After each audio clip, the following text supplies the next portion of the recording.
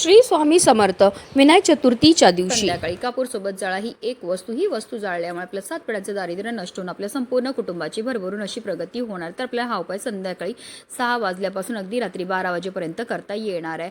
हा उपाय करण्याकरता आपल्याला एक मातीची पंती घ्यायची. त्या पंतीमध्ये आपल्याला एक सुक्या नारळाची जी वाटी असते ती टाकायची, की अगदी सुक्या नारळाचा एक तुकडा टाकला तरीही चालणार आहे. त्यामध्ये आपल्याला 5 भीमसेनी कापूरच्या वड्या टाकायच्या, तसेच 5 लवंगा आणि 3 हिरव्या वेलचीसुद्धा टाकायचे. तसेच आपल्याला थोडेसे काळे तीळ आपल्या उजव्या हातामध्ये घ्यायचे आणि आपल्या घरामध्ये जेवढे पण सदस्य असतील त्या प्रत्येक सदस्याच्या डोक्यापासून पायापर्यंत आपल्याला 7 वेळा हे काळे तीळ उतरायचे आणि हे काळे तीळसुद्धा आपल्याला त्या मातीच्या पंतीमध्ये टाकायचे आहेत. आता देवघरामध्ये प्रज्वलित असलेल्या दिव्याच्या मदतीने आपल्याला या मातीच्या पंतीमध्ये असणारा जो कापूर आहे तो प्रज्वलित करायचा आणि याचा जो धूर आहे तो आपल्याला आपल्या संपूर्ण घरामध्ये ओम गण गणपतये नमः या मंत्राचा जप हा करत फिरवायचा आणि त्यानंतर आपल्या मुख्य प्रवेशद्वाराच्या उंबरठ्यावर नेऊन ठेवायचं आहे.